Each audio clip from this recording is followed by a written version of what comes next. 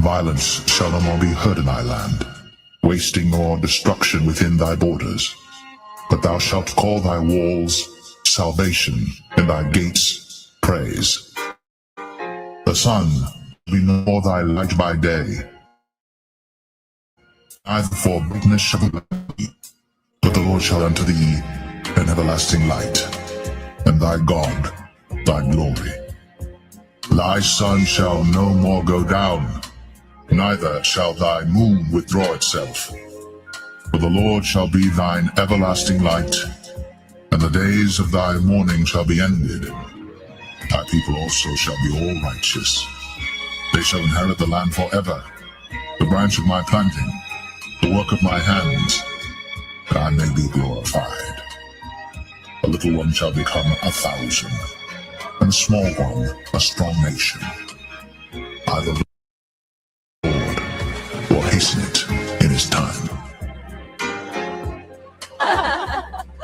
The ocean spirit dances today to abundance and joy and to eternal peace. Jake about to live, man. Jake about to truly live forever. And how we gonna tap in? Through this wisdom, knowledge, and understanding, which is gonna lead us into eternal life. This wisdom is gonna bring us into the kingdom of heaven, which starts with the elect. In Lord's will, we are those men. This is the book of Wisdom of Solomon, chapter 6, and verse 17. And it reads,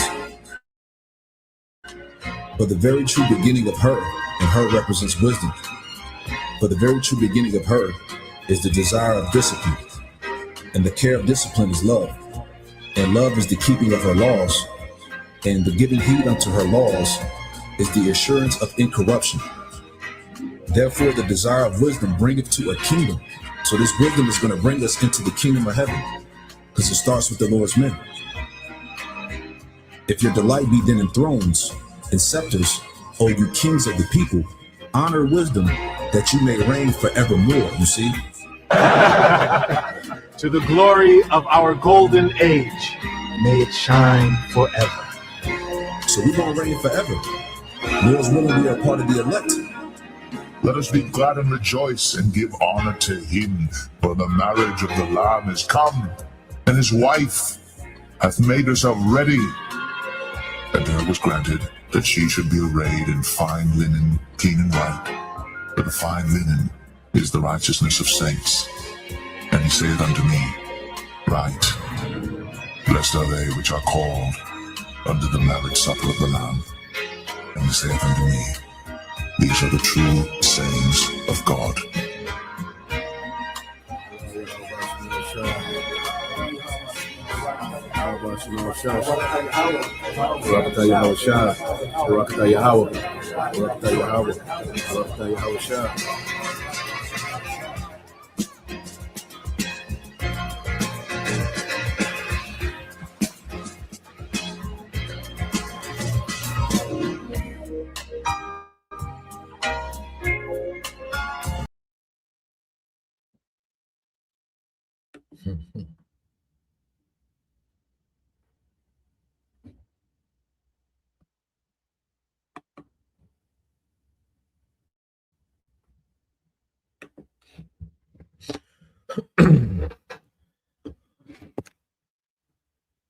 All right, Shalom.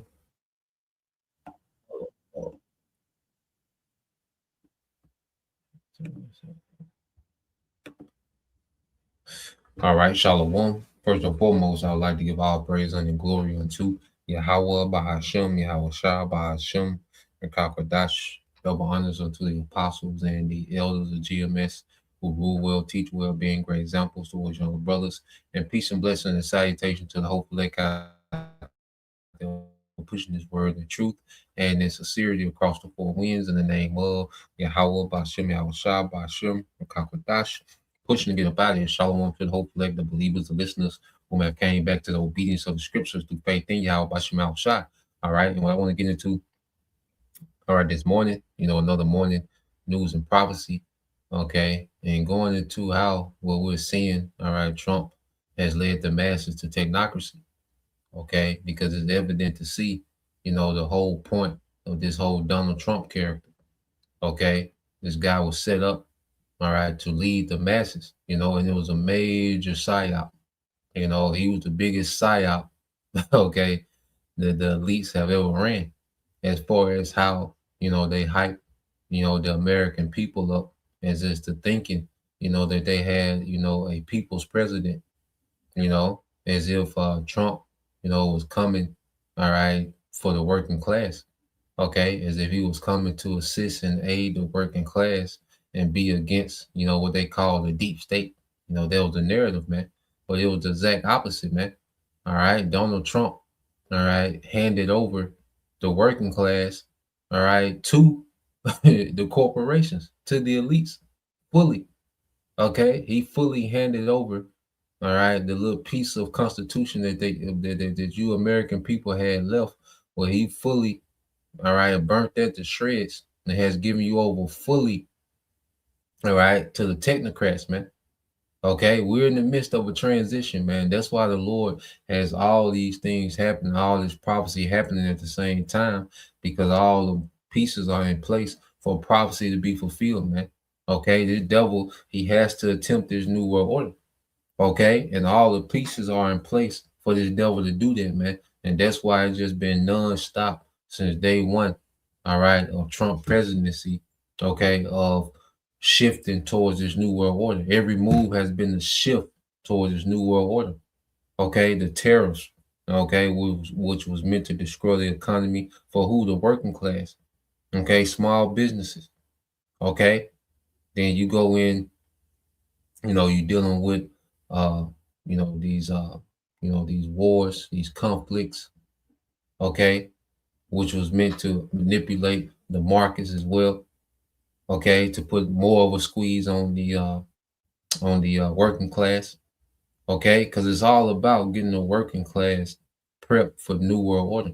It's all about creating fear and desperation, okay, and there's been a lot of psychological warfare for decades leading up to this point, okay, and I got a video of this guy, and he goes into the psychological, okay, aspect of a totalitarian system, of getting the masses to accept a totalitarian system. We're going to go into those things, man. Apparatus, I will first just get some precepts, okay, because when we got to understand what we're dealing with, it's one thing as we've been awakened to the truth, well, we've been awakened to understand, all right, the enemy, what we're dealing with, okay. So it goes back to the Genesis, the 3rd chapter, and see, this is why the scriptures speak about understanding in the spirit. You see, this thing is spiritual above anything else. It explains, and see, this is why when you go into the Bible, it's full of answers of everything that we see happening today. That's why you can go in Genesis, the 3rd chapter, and get clarity, okay, on what we see happening today, man. This is what it means to be in the light, okay, because the light gives what? Clarity. You go into a dark room and you turn on the light where you get clarity. And then that light gets brighter and brighter so you can see in more detail, okay, of everything that's happening in the room. Okay. So we have this light, man. We can see everything, all right, with clarity, what's happening in the room. Okay. Genesis 3:1, it said, now the serpent was more subtle than any beast of the field, which the Lord power had made. And he said unto the woman, yeah, have the Most High said, you shall not eat of the tree of every garden. Okay. And we know, all right, the tree, representing people, the garden, the fruit. The fruit of the tree, okay, represents, all right, the doings, okay, the philosophies, the doctrines. Okay. So you had Adam, okay, which was the son of God. Remember, Adam was given that breath, that understanding, that inspiration, that pure influence from the Most High. Okay, the serpent came with an alternate way. Okay, what we're seeing with Esau, and this time he's coming with an alternate way outside of the Most High. Okay, so now he's going to present the fruit to everyone. Okay, he's going to package it, all right, and the fruit digital now. Okay, the fruit is a technocracy now, man. You see? So let's go here. All right. So you go into this root word of serpent, which is nakash, and we always get it. But we're going to tie it all together going into the lesson. All right. It's the Hebrew word nakash, okay, which means what? To practice divination, to divine, to observe signs, to learn by experience, to diligently observe. Then the scriptures say, the inward thoughts is deep. Okay.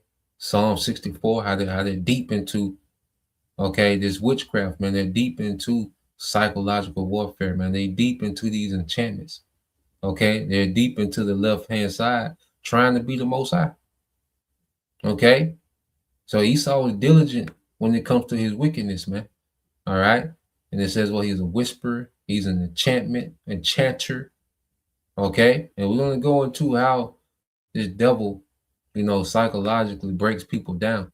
Okay. Now, as we know, Esau, all right, the spirit of the serpent is in Esau. And when you go into Esau himself, how did the scriptures describe this nigga, man? Because the scriptures said that the serpent was more subtle, okay, which goes into shrewd and crafty. But then when you go into when you go into Esau, okay, Genesis 25 and 27 says, and the boys grew, and Esau was a cunning hunter, a man of the field, and Jacob was a plain man dwelling in tents. So you go into this word cunning, okay. All right, you go into the word cunning in the Hebrew, which is yadah. Okay. All right, in the Hebrew, yadah is to know, is to learn, to know. Okay. It says to know by experience. Okay. So this man, it says to know how to be skillful in. Okay. So this man is skillful. All right. And he's experienced when it comes, all right, to manipulation, enchantments, psychological warfare. This is what he does, man. Okay. And it's been a continual psychological campaign on the masses for a long time, man, especially here in America, man. Because in America's, hey, they get it the worst. There's no one that's more enchanted than Americans, man. There's no one that's more delusional than Americans, man. So this man has become a very skillful hunter when it comes to his enchantments. Okay. You go into, see what the word hunter says. All right. Which is Tazayat. Okay. It doesn't give us much. Okay, the chase. Okay, thus it says catcheth food. You see, and he looks at people, all right, the souls of people as prey. He preys on the souls of men. Okay, and we're going to get into that.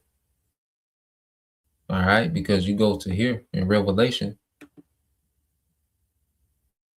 18. Now, when it speaks about the destruction of America, all right, which we know is Babylon the Great. So you go to Revelation 18 and 10, it says, stand up far off, all right, for the fear of our torment, saying, alas, alas, that great city Babylon, that mighty city, for 1 hour is thy judgment come. Okay, because the Lord gonna make a speedy readings of America, man. He's gonna make a speedy readings of Esau's rulership. Okay, and America being, the crown jewel. Okay, this American system. All right, the American military, the American financial system has been the crown jewel, okay, of these elites, okay, because they don't give a damn about the American people. There's a difference between the American system, okay, that has empowered and enrich these elites, okay, and the American people, okay. You people are just going prey to their enchantments, man.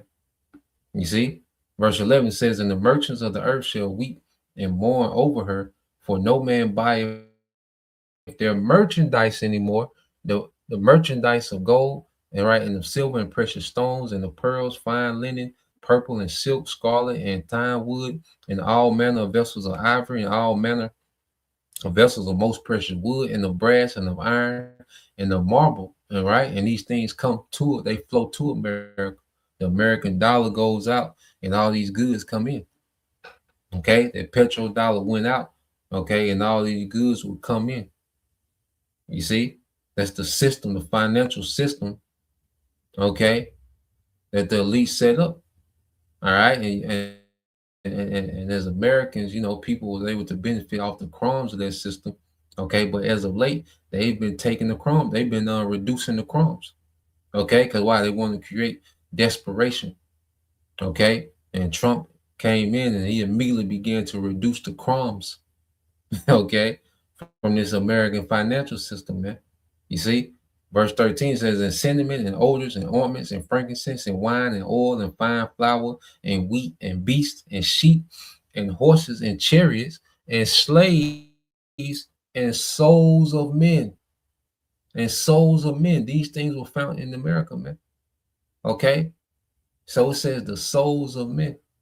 All right? Because this American influence, which is global, has enchanted the souls of men, especially the people that's in America, man. All right? But that enchantment has went, all right, even to the four corners of the earth, man. Okay? And that's why this place, all right, is going to be knocked off the map, man, because it's a major, okay, it's a major source of wicked influence in the earth, man. You see? So you go into the Greek word for souls. Strong's G 5590. Psuche. Suke. Psuche. All right. Now I'm gonna get straight to the point. Okay.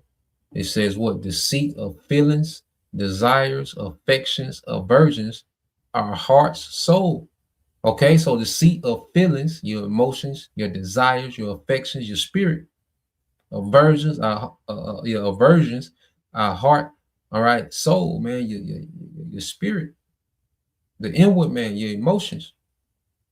Okay, and the devil has become a master of manipulating the feelings and desires and the affections of men. Okay, this word aversions, what this word aversion going to us. Okay, you go into the word aversions. Okay, it says aversion is a strong, persistent feeling of dislike, disgust, or antipathy towards a specific person, thing, or situation, often resulting in avoidance behavior.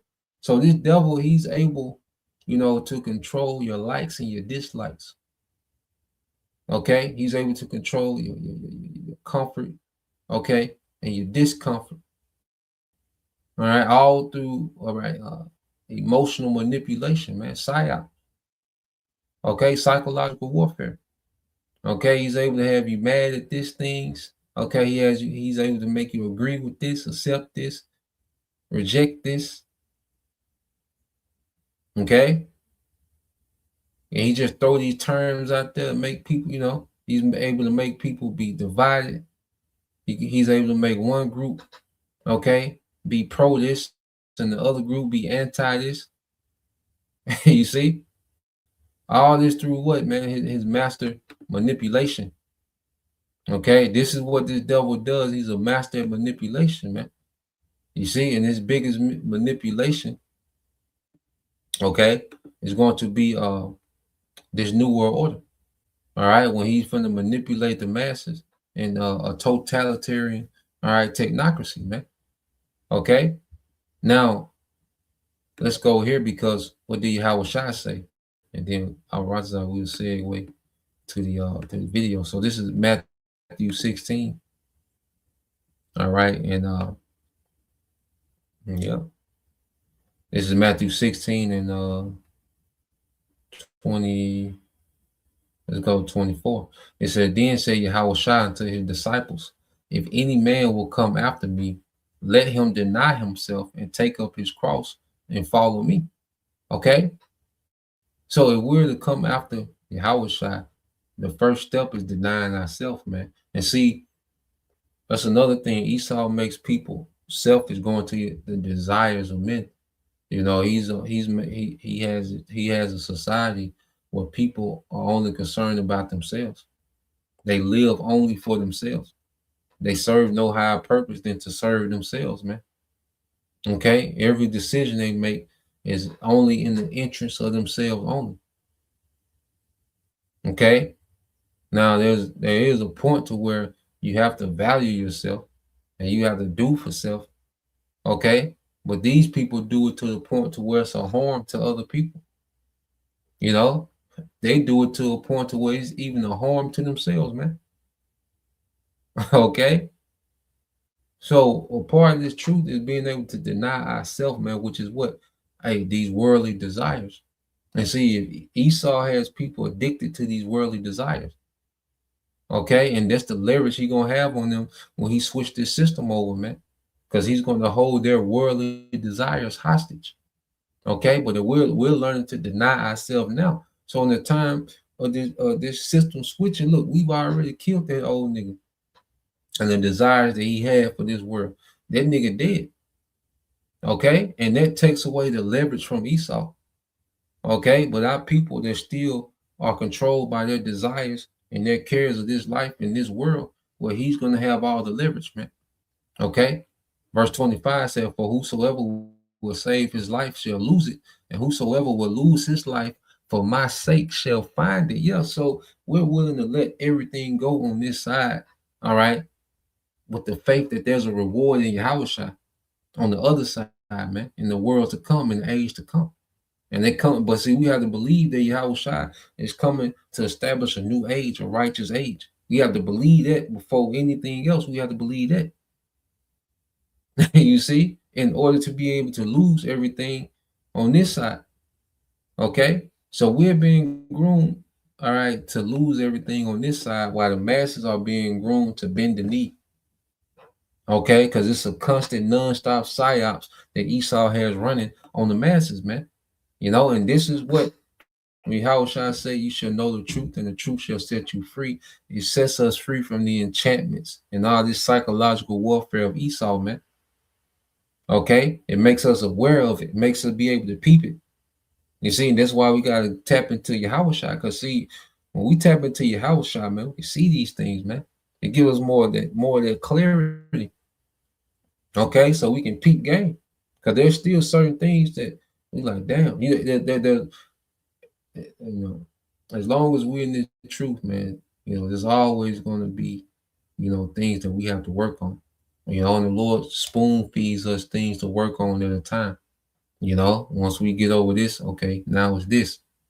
Okay, and it's all undoing the damage that's been done to us here. That's why the Lord be wanting us isolated from this world so we can heal.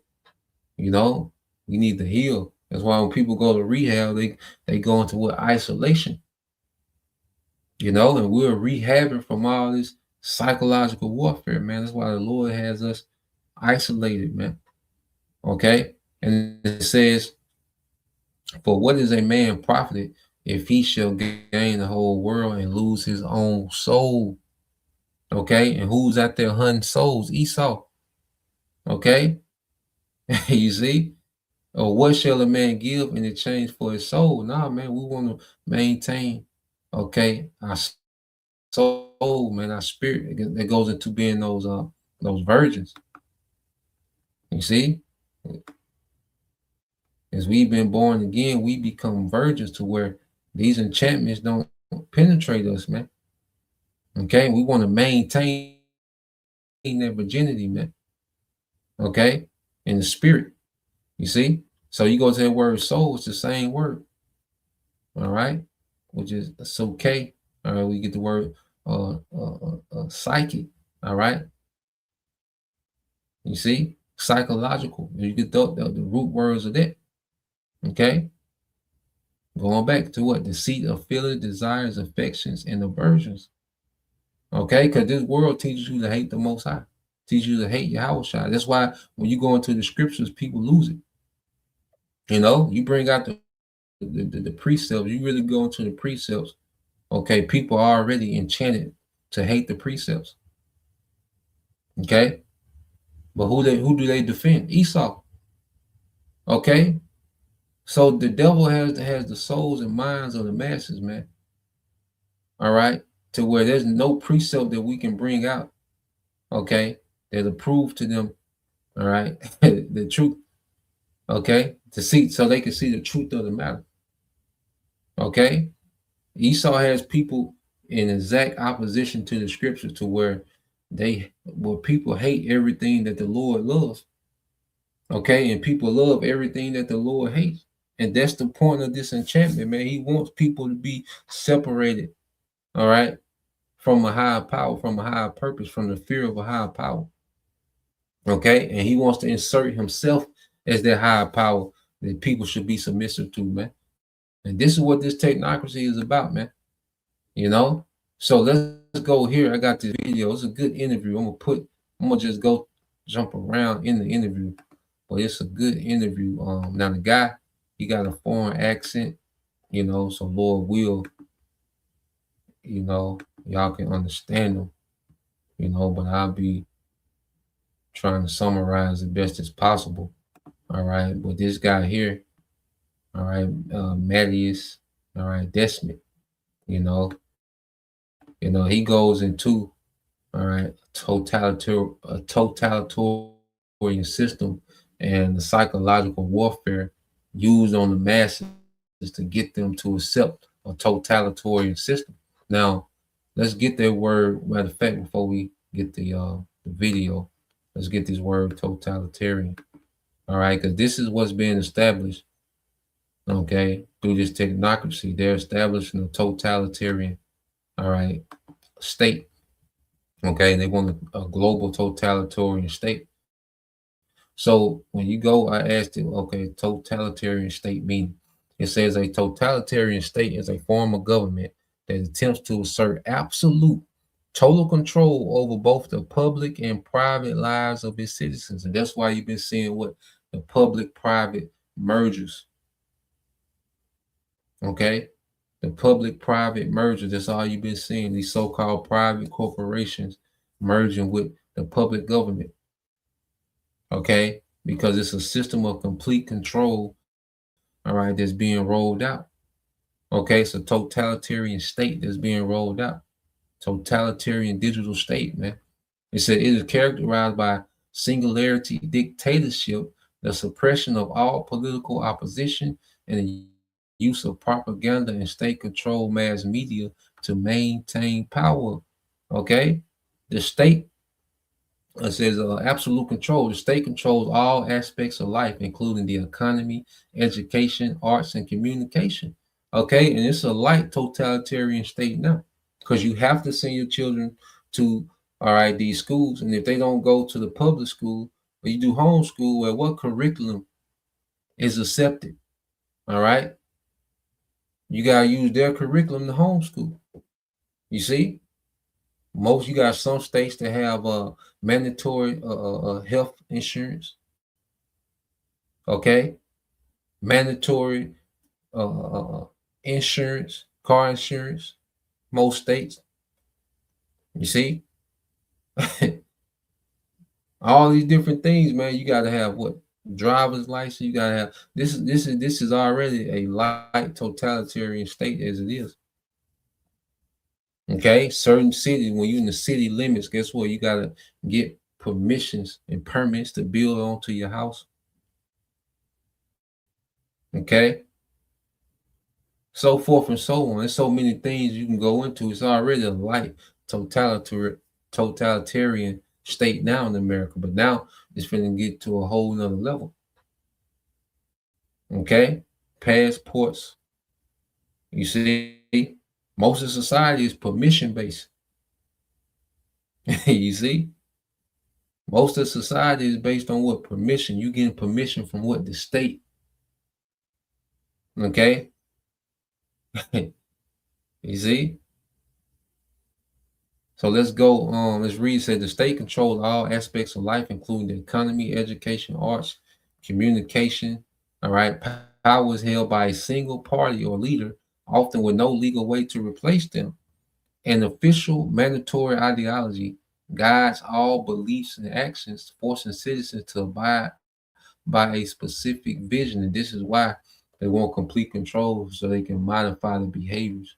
All right. And this will be a one world order under Satan in complete rebellion to Yahweh Bashim al Shai. That's going to be the ideology, is that, look, we found the way to exist outside, all right, of the authority of the Most High. We can bless ourselves now. You see, we don't have to abide by, all right, the laws and regulations of a higher power. Okay, we can do our own thing now. You see, going back to that enlightenment, which going back into the era of enlightenment, it was built on challenging the Bible. Okay, we've went into it, several times, but you go into the age, what they call the age of enlightenment. It's all about challenging, okay, the authority of the Bible, the new world order. All right, the belief system is the challenge and the rebellion of the authority of the Bible. Okay, man being God. Okay, man doing their own thing outside of the jurisdiction of a higher power. Okay, so let's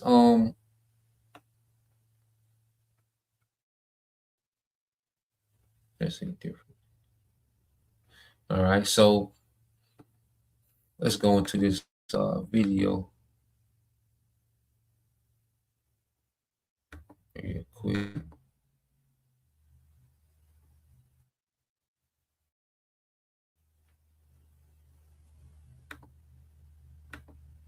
So let's play this. Of totalitarian states of the beginning of the 20th century. Like most people believe that the Soviet Union and Nazi Germany were classical dictatorships, that they were dictatorships.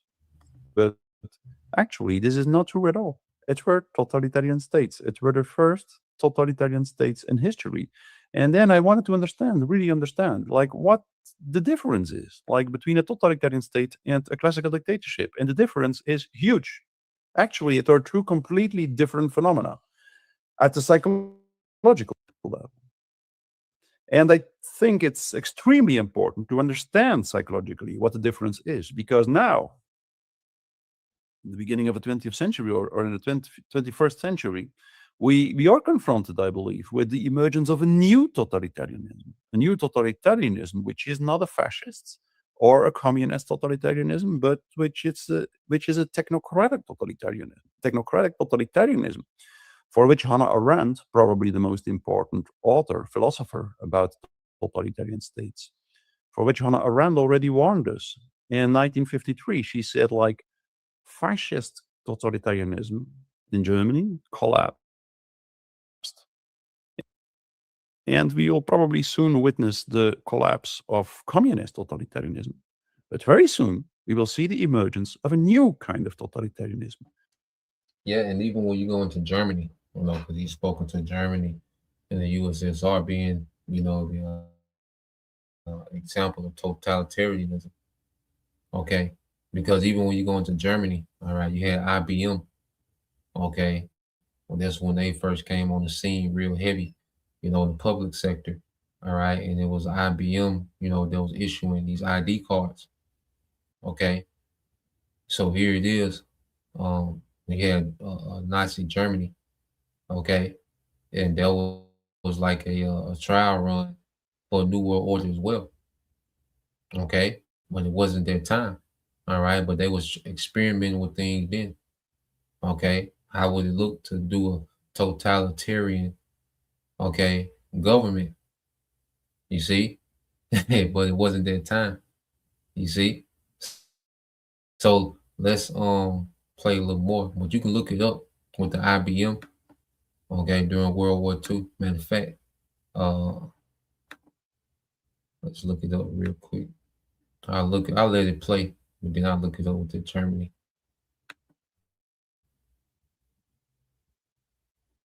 A totalitarianism which is no longer led by ringleaders such as Stalin or Hitler, but by dull bureaucrats and technocrats. And so the emergence of a totalitarian state, in this case, I believe, globalist, technocratic totalitarian states, the emergence of a Apparently you can go from 0 to a complete site in just a single prompt with Wix Harmony. I don't know if this is going to be possible. Or vibe coding leads to a certain group who doesn't want to participate. who doesn't fall prey to the psychological totalitarian processes, and who tries to do something, who tries to resist the emergent totalitarian state.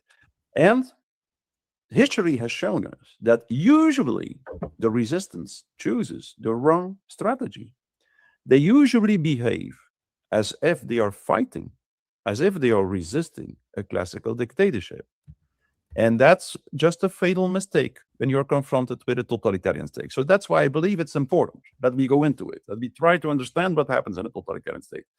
So let me, in a nutshell, try to tell something about the difference. Like a classical dictatorship at the psychological level is very primitive. It's simple. Like there is a certain group of people who are experienced by the population as having a huge aggressive potential. And the population is so scared by this dictatorial regime that they just accept that this dictatorial regime unilaterally imposes its social contract to the population. That's in a nutshell, a little bit simplistic, what happens in a totalitarian, in a classical dictatorship. And that means, of course, that if the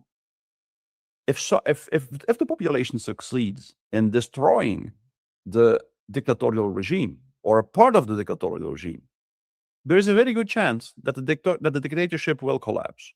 Now, compared to that, the emergence of a totalitarian state.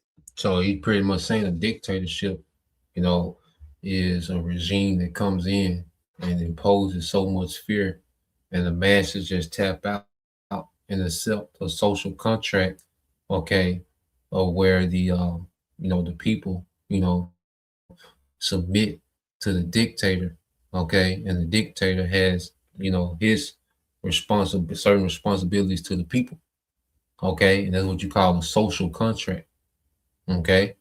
So he says the dictators come in and they just come in with straight, you know, uh, bloodshed, violence, okay, starvation, and people just tap out and accept, all right, the social contract of the dictator. Like, look, okay, just stop the carnage, we'll submit, we'll tap out, and that's what these devils are getting ready to do, man. Okay, they're getting ready to bring so much carnage. Okay, that a lot of people they're just gonna tap out to stop the carnage, man. They're just gonna give in because that MOTB is you accepting, okay, this social contract, okay, from the elites, okay, that gives them complete control, okay, over your being, okay, complete control over your being. So let's go into a social contract.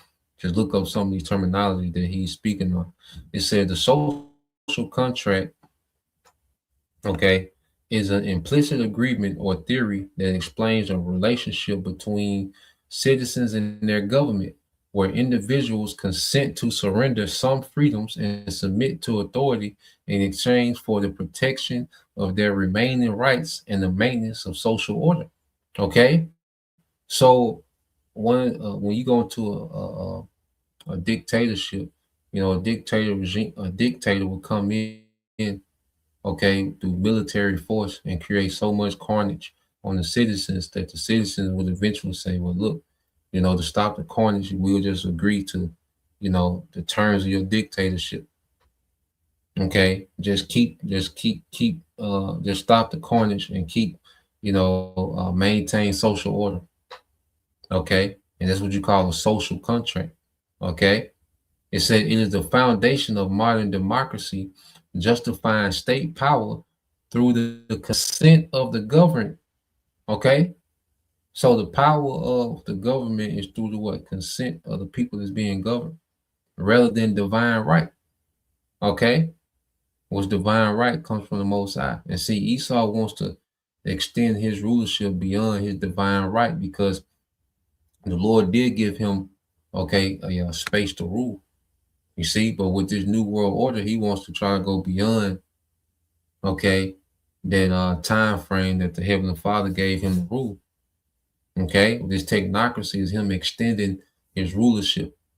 Okay, And what they see here is this: it's a new social contract, okay, from the powers that be, okay. And this is you fully giving yourself all the way over to the devil in exchange for peace and safety and some type of social order. Okay, this is you giving everything to the devil. You know, this is you giving your body to this devil. Okay, all you know, no more, you know, autonomy. Okay, where you get to choose. No, you're giving all decision making to this devil. All right, for the sake of some type of social order. Okay, and that's a social contract that's being cooked up for this new world order, man. Okay, if that makes sense. Let's play this. Let's go back to it. Okay. Just want to go into those things. But In a totalitarian state, the first thing that happens is the emergence of a very specific group formation in society, which I called mass formation, which means that in a totalitarian state, you can see how first a certain part of the population, usually around 20 to 30%, a certain part of the population starts to believe fanatically in a certain ideology, for instance, the race theories of Hitler or historical materialism of Marx in the Soviet Union. So first, there is a mass formation. That means that a crowd of people emerges which very fanatically believes in a certain narrative. And then, in a second step, there is some usually gifted rhetorical speakers who use this mass, who put themselves at the head of the mass, and who use the mass to seize control of the state system.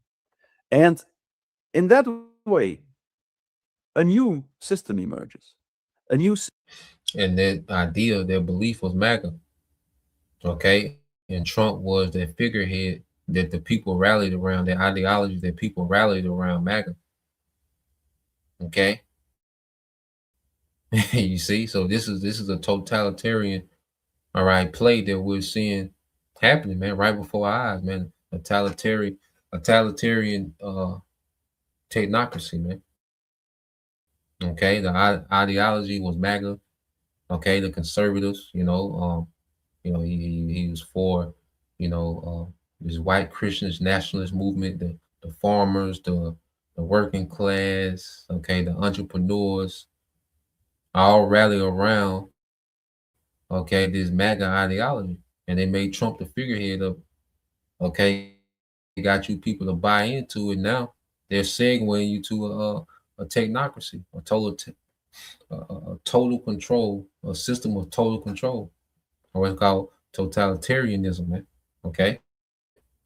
A new state system, which has a much, much more suffocating impact on society.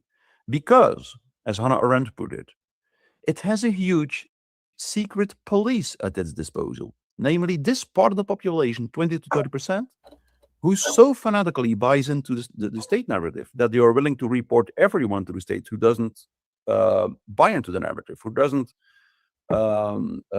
conform to the narrative. So that emergence of a mass is the most crucial thing to understand, this mass formation. If you want to understand totalitarianism, like mass formation is a kind of group formation which has a very specific impact on the individuals. In a mass, when an individual is in the grip of a mass formation, it will typically be completely incapable of taking a critical distance of what the group believes in. It will typically become willing to radically self-sacrifice. Very strange. It will be willing to lose everything in order to follow the state narrative. It will be willing to sacrifice its health, its wealth, the future of its children, everything, when the state system requires it, when the state ideology requires it. And the third characteristic, the third, who are in the grip of a mass formation, become radically intolerant for everyone who thinks differently and who speaks differently in particular. So these three things lead to this very strange atmosphere when a totalitarian state emerges. People become completely blind, incapable of seeing the flaws and taking a critical distance of what the masses believe in. Secondly, they become radically willing to self-sacrifice. And thirdly, they become radically intolerant for everyone who thinks differently, to the extent. And just to sum up these three steps, going to a totalitarian, all right, state. Okay, so you have this ideology that people take hold to. Okay, and then you have this mass formation around this ideology. Okay, and then you have people willing to sacrifice, because you have people to say, well, look, I know this is going to hurt me. Okay, when it came to Trump, people like, well, I know certain policy is going to hurt me, but we need a strong leader. Okay, we need this guy in office. I know certain things are going to work against me, certain things are going to hurt me. So they was willing to self-sacrifice, all right, for this ideal. Okay. And even, when it came to tariffs, you had people saying, well, look, we got to suffer a little bit before it get better. He know what he doing.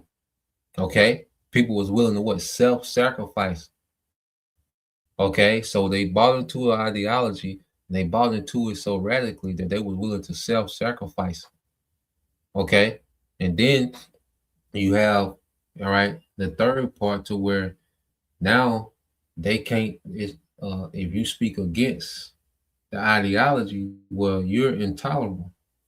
You see, because you look at most of these ICE agents, these was nothing but MAGA supporters. He just weaponized, all right, those MAGA radicals, man. When you look at what Trump did, okay, and ICE is willing, okay, to eradicate anything that's against, okay, the ideology, man, of MAGA.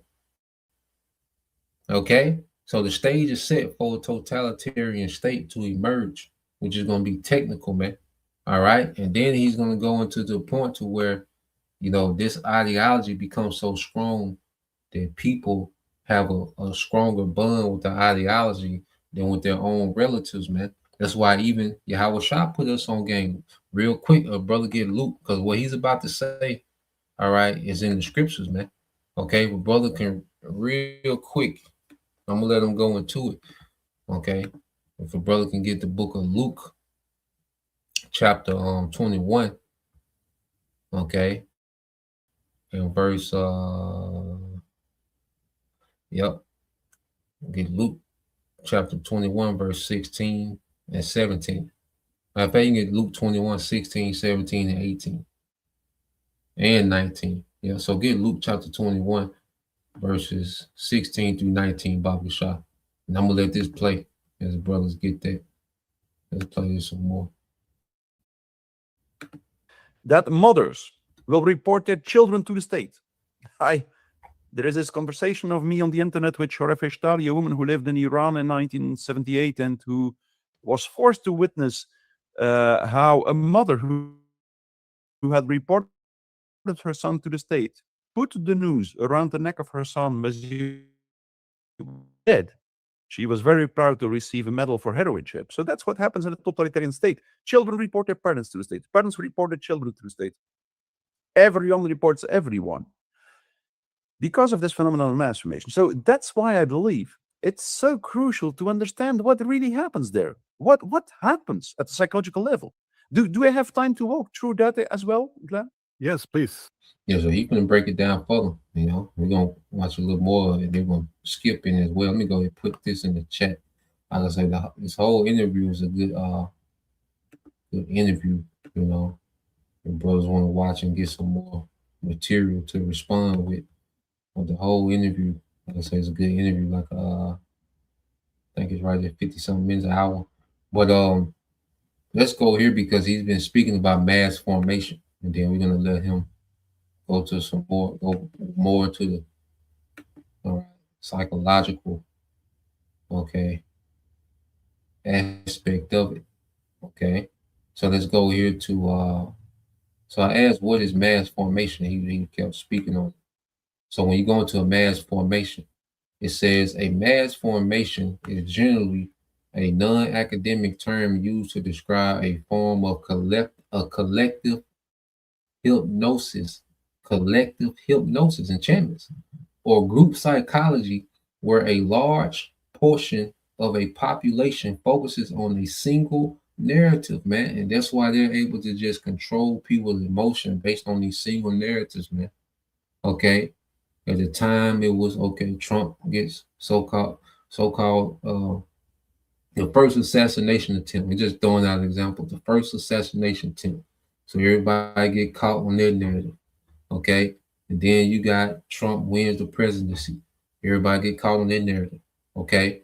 Then you got Trump with the kidnapping, of Maduro, Venezuela. Everybody is on that narrative, man. And they're just able to hypnotize people with all these different narratives, you know. And that's why I just another thing after another thing after another thing, man, to put people in this hypnosis based on this one narrative, man. Okay. It says often leading to reduced critical thinking, increased intolerance of dissent. Okay. So this is intentionally being done. That's why just one thing after another that they get people to hyper focus on. Okay. It's the Iran war. Then it's which we pay attention to these things according to prophecy. Okay. But they want people to pay attention to it for the sake of distraction and the hypnosis. Okay. So you had the Iran war. Then you had, all right, now you got the Hunter virus. Okay. Then you got, the norovirus on this boat. You see? And what it does, it reduces people's critical thinking because they hyper focused on these events, and these events are being fabricated and manipulated to them through the media. And they can be, certain things are real events, but his media manipulates and begins to control the narrative of these events to where it reduces your critical thinking. It reduces the critical thinking of the masses, man. It says increased intolerance of dissent and willingness to adopt irrational beliefs. Willing to adopt irrational beliefs, and these are all effects of mass formation. Okay. And during these times of crisis, what is he able to do to get people to, all right, agree, okay, with things that they wouldn't agree with in normal times? Okay, you had people speaking on the last cruise ship, the cruise ship that had the Hunter virus people in. All right, the cruise ship that was infected by Hunter virus. Okay, you had people saying, "Well, look, just blow the ship up." You see, just blow the ship up with people on it. Okay, and that's making people what? Inhumane. Okay, you see, it makes people have this inhumane ideology, man. Okay, this self-preservative ideology, man. Because the people taking the sea here, this is going to be them trying to self-preserve. Okay, it says it's sometimes called mass formation psychosis or crowd psychology. Okay, crowd psychology, man. Going into what? Their broad gate. If a brother want to post that, Matthew 7:13. Okay. 7, 13, and 14. Their broad gate. Crowd psychology. Functioning similar to mass hysteria, where individuals lose their sense of identity, adopting a shared, often fearful mindset. Okay. Key aspects. Definition. It is proposed as a type of social cohesion that develops during times of high societal anxiety, allowing individuals to lose their individual identity and merge into a mass. Okay, it is proposed as a type of social cohesion that develops during times of high social anxiety and crisis, allowing individuals to lose their individual identity and merge into a mass, man. Okay, this is major psychological warfare that the devil is waging on the masses, man. Okay, it says stages. So going to the stages of it. According to theories discussed in the context, it often involves 3 stages: loss of individual identity and self-evaluation. And this is why he's pushing so much confusion. That's why there's so much confusion about gender, so much confusion about what a man's supposed to do, what a husband's supposed to be, what a wife's supposed to be, the family structure, a higher power. Is just confusion on everything. Okay, what food's healthy, what food's not healthy, this and this, confusion. You see, to where people lose their sense of purpose, their sense of self. And when people lose their sense of self, he's able to present a suggestion to them. Okay, someone that's lost, they're willing to receive instructions from anybody. If you're lost, you don't know where you're going, and it's to the part of your life is on the line. Okay, if you're in the woods and you're lost, okay, you're starving. Okay, help from anybody seems like saving grace. Okay, you see, and this devil, he intentionally has people losing their identity. This whole feminist movement, it was for women to lose their identity. Okay, now he's able to what? To deconstruct the family structure. He can deconstruct the family. He can deconstruct the community. If he can deconstruct the community, he can deconstruct a nation. Okay, and put it back together in his image. What he defines as right, wrong, family. You see. So the submergence, the loss of individual identity and self-evaluation, rapid spread of shared emotions and ideas, development of shared unconscious, okay, of a shared unconscious, okay, that deep sleep the scriptures speak about, making a group responsive to a single narrative, okay, making the group responsive to a single narrative, and it's the narrative that he gives, man. Okay, and that's why eventually he's gonna shut off the internet, man, which is gonna be the family of the word spoken of. The Lord's gonna allow this man to shut off the internet, and people just gonna have this single narrative coming from him. Okay, of what to do in crisis, man. Okay, core factors. It typically arises from widespread loneliness. Okay, this is why he has the gender wars. Okay, there's no family, there's no community, neighbors don't know each other anymore. Okay, everyone's, it's a hyper individual society, okay, which creates loneliness, lack of social bonds, free floating anxiety, and lack of meaning in life, man. Okay, because he took away the meaning of life. You see, there's no one's really on their purpose like that. Everyone is just serving this system. Okay, an industrial system. This is not how life is supposed to play out. Okay, most people feel like their life is meaningless. Okay, men are supposed to be expanding and building and legacy, and networking, joining houses, and setting up their daughters to get married, setting up their sons to inherit what they got, and there's life ain't this, man. Going to no goddamn plant every day. Okay, you see, making people you never see, okay, super rich while you struggling to get by. Okay, so you have an increase of people feeling meaningless, and he's able to what? Swoop in with these ideas of something better, even if there's something better is really worse. Okay, but see this, but he puts you in this lower state to have you open up to new ideas. Okay, result, it said it can lead to the rise of totalitarianism, where a population is willing to sacrifice themselves and turn against those who do not share their belief. You see, it said the term gained popularity during the C-19 pandemic, particularly regarding public and behavior messaging, man. Okay, so that mass formation is heavy. That's a heavy definition. This is exactly what we see playing out, man.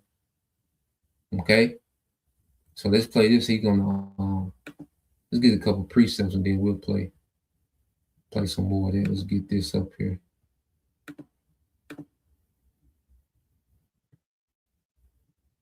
Put this back up here.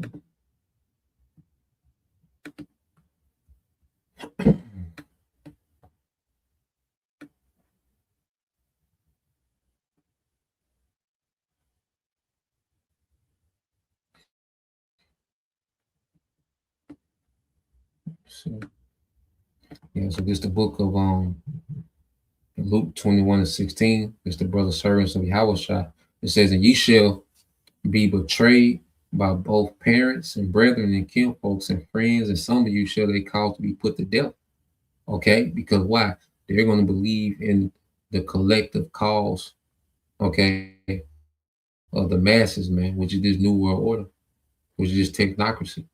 Okay, our people are getting ready to choose Satan, man. The masses are getting ready to choose Satan.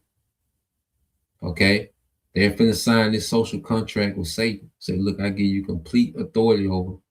Just give us some type of order, some type of social order. You can have complete authority, and I give up, and I help you get rid of those that don't believe, those that ain't with it.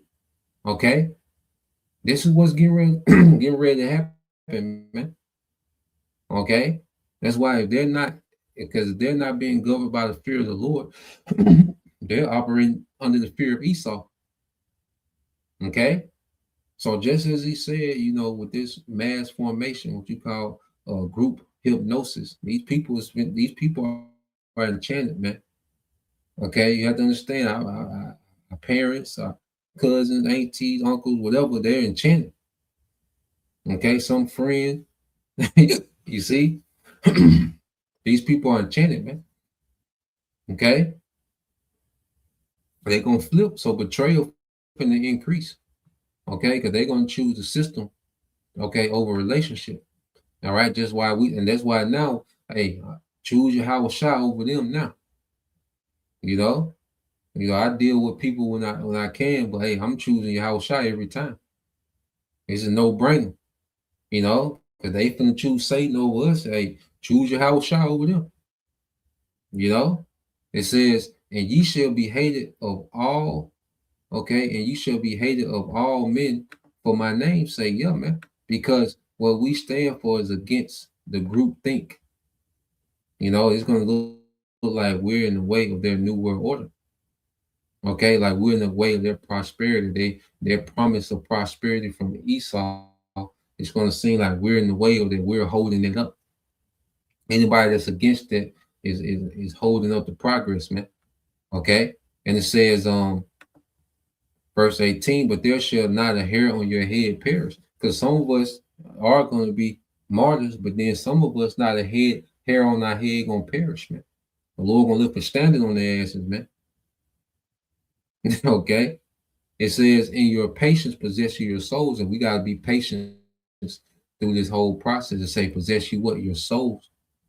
Okay. Because it's about retaining our faith, man. Okay.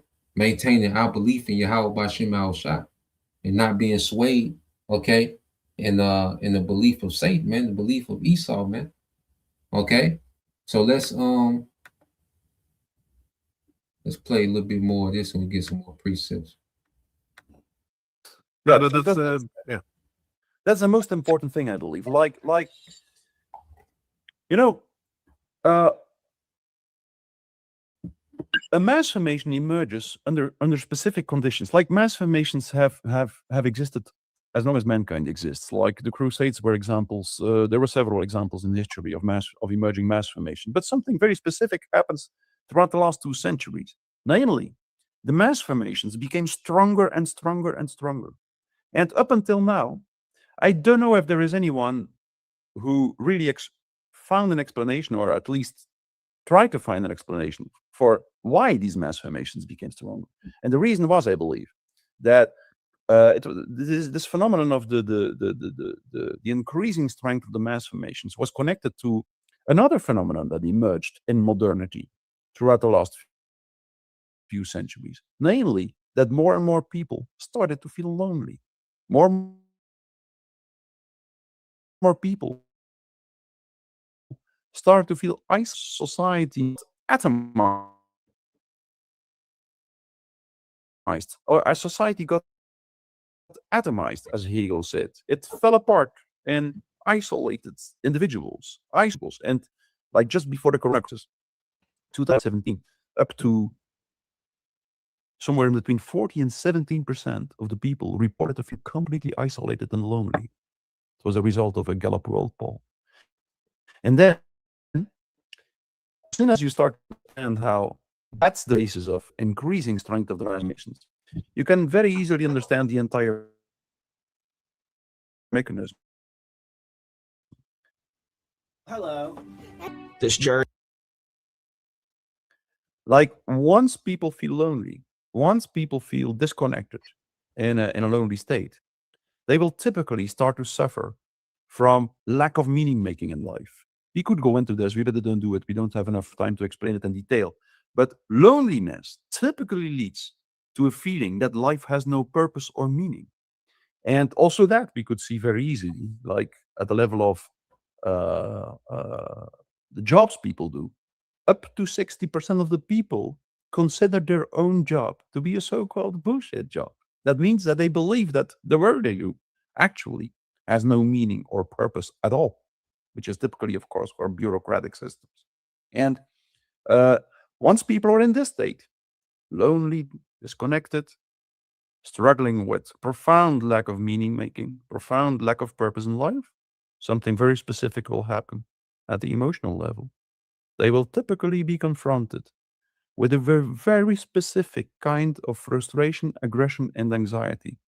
A kind of frustration, aggression, and anxiety, which I coined a term for free floating frustration, aggression, and anxiety. That means a kind of frustration, aggression, and anxiety, which people cannot connect to a mental representation, or in plain words, people feel lonely, people feel like frustrated, aggressive, and anxious without knowing what they feel frustrated, aggressive, and anxious for.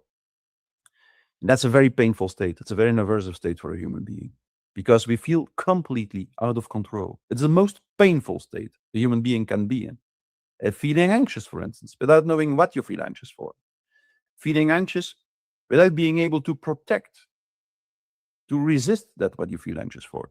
Now, when many people are in this state in a society, something very specific might happen. When someone under these conditions, intentionally or not, distributes, disseminates a narrative through the mass media indicating an object of anxiety, for instance, the coronavirus, and a strategy to deal with that object of anxiety, for instance, the lockdowns, there is a very good chance that many people at the same time will buy into the narrative, that they will associate all their anxiety to this object of anxiety in the narrative, and that they will be willing to participate in the strategy to deal with that object of anxiety, no matter how absurd that narrative is. That's a strange thing. When people feel anxious enough and are not capable of associating their anxiety to a certain object, they will be willing to associate it to no matter what, even when they know somewhere in the back of their head that this object of anxiety is actually not very dangerous. That's what happens at the individual level all the time when people develop phobias or compulsive symptoms. They know somewhere that this snake doesn't live in the country they live in, or that these spiders are not so dangerous. But they will want to believe that it is dangerous because in that way, they can control their anxiety a little bit just by avoiding the spider. Yes? So that's what happens in a mass formation. But in that case, it doesn't happen at the individual level. It happens at the collective level, meaning that many people at the same time all buy into the same narrative, all associate their anxiety with the same object. And in the first place, this leads to an experience of being more in control than before, being more able to control your anxiety. And in the second place, more important, because so many people at the same time buy into the narrative, they feel connected again. It is as this they escape their loneliness because they fight this heroic collective battle, this collective war with the object of anxiety, the virus, the Jews, the aristocracy, or the bureaucracy, or the bourgeoisie in Soviet Union. So that's the first step of the mass formation. Yeah, man. And all these, these points that he's speaking about, like I said, they all go into what the scriptures, man. Because even the scriptures say what? Follow not the multitude to do evil. If a brother can post that. Well, let's get this here. Geomet Spiritual Art 144. Because like he was explaining, when people life feel meaningless, they have this anxiety that they can't identify. So what Esau does gives them an anxiety that they can identify with. Okay. And since the anxiety that you can't identify with, you don't have a solution for it, from having this meaningless life, okay, from being lonely, okay, you see, from being confused, you can't solve it. So when he presents anxiety that you can see, and he gives you a solution how to solve the anxiety, okay, which is what, go get the juice, going back to the C19. So he gives you a solution to solve the anxiety. Well, people are more open to accept that because it feels like they're solving something within themselves, man. The devil is crafty. Okay, scripture say, well, he's more subtle than any beast of the field, man. Okay, that's why we got to cleave to our power, man, that protects us from these enchantments, man.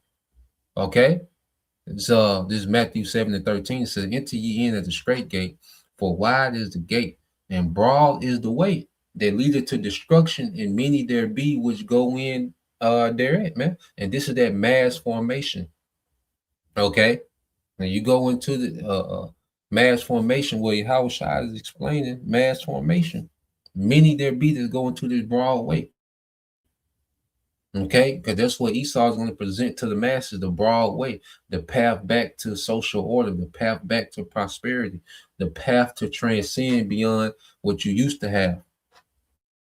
This is an upgrade. You see? That's what Esau is going to present is the broad gate. But see, Yahushua say, look, go to the straight gate, because we got to go through the straight gate to get to the wide. You see, we finna get immortality. We finna get rewarded with the earth. But we got to go through the straight gate to get there, which is the way of Yahweh Bashim Yahushua. Being faithful to our power, even when, okay, it's detrimental to our life, man. You see, even when it causes us to be uncomfortable. You see, that's why the Lord has us getting uncomfortable for him now. See, going to camp every week, putting on the garments and going down to the camp every week, that's us getting uncomfortable every week for Yahushua. Okay? When we break off, when we have to spend our day, when we spend our daily time with Yahushua, guess what? That might cause a little tension in the house. But that's us getting uncomfortable for Yahushua. Because we finna have to get uncomfortable for Yahushua on a whole nother level. So the Lord has us daily going through this repetition of getting uncomfortable for him every day. Okay?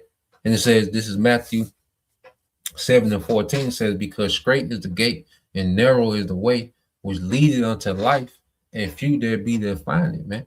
Okay, and that's only a remnant select that's being groomed up to go through the straight gate, that was predestined to go through the straight gate, man.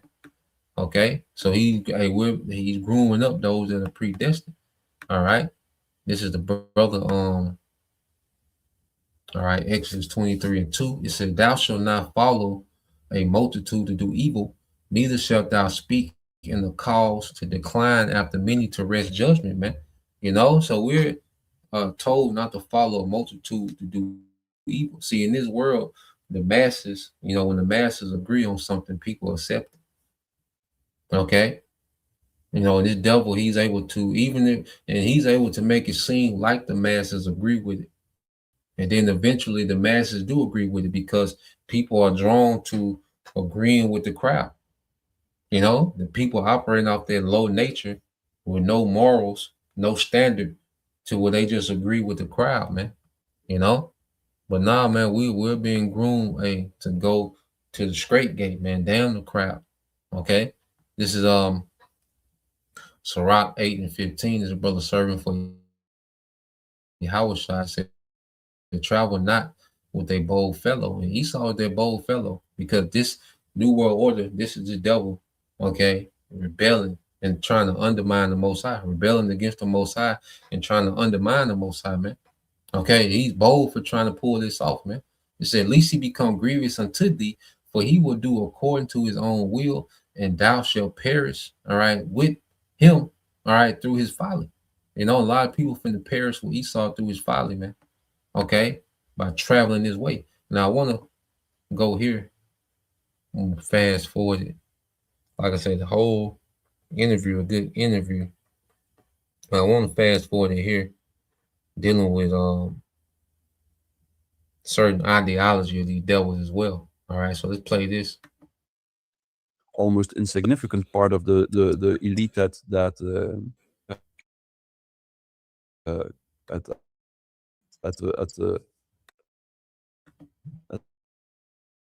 the level of our globalist society.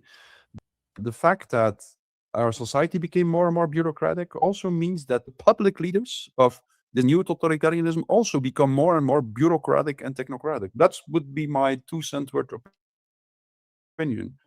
No, but it's a very good question. Like why? As to why? Like I also think, like the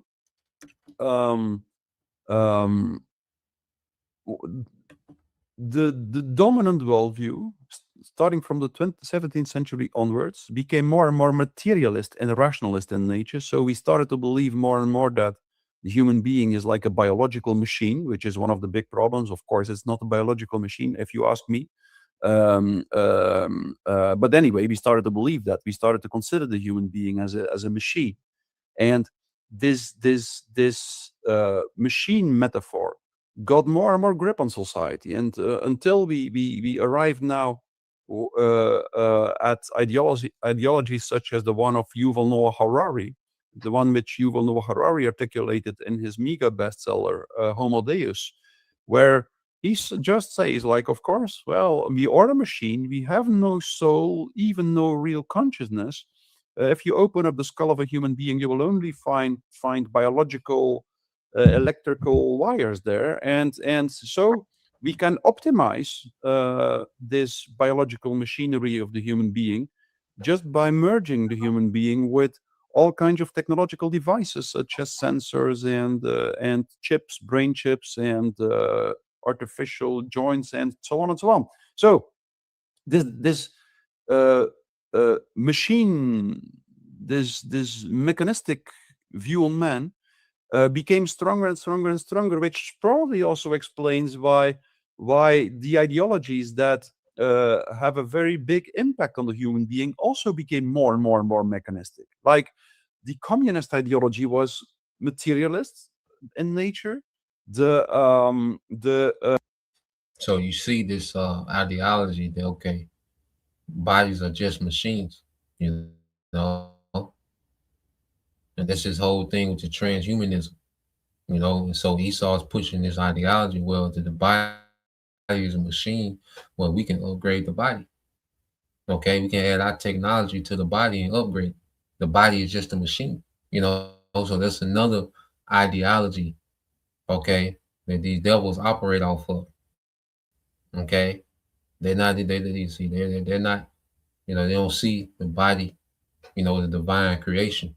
They see the body is just a machine. The way that they create machine, the way they can create a machine, well, that's all the body is, a machine to them. Okay, this man's out his goddamn mind. You see? So this is why the Lord is finna intervene, man, and judge this nigga, man. Okay, let's get this. Let's get a couple more precepts. But like I said, it's a good interview if y'all had time to watch it. But let's also get let's get Revelation 2 and 10, Bible Shot. Your brother can get that. But let's go here. This is Isaiah 31. It says, woe to the rebellious children, said the Lord, that take counsel, but not of me, and that cover with a covering, but not of my spirit, that they may add sin to sin. Yeah, so our people, majority of our people, that's why scripture say rebellious children, woke with your destruction. All right, because 2/3 are they rebellious children, man. You see, and they're not under the covering, okay, of the spirit of Yahweh Shema Shai. Okay, and they're operating under the enchantments of Satan, which makes them add sin to sin. Okay, which has them being prepped to take this seal, man, which is the ultimate betrayal. Okay, that's the ultimate betrayal of an Israelite, is to take the mark, okay, of your enemy, man.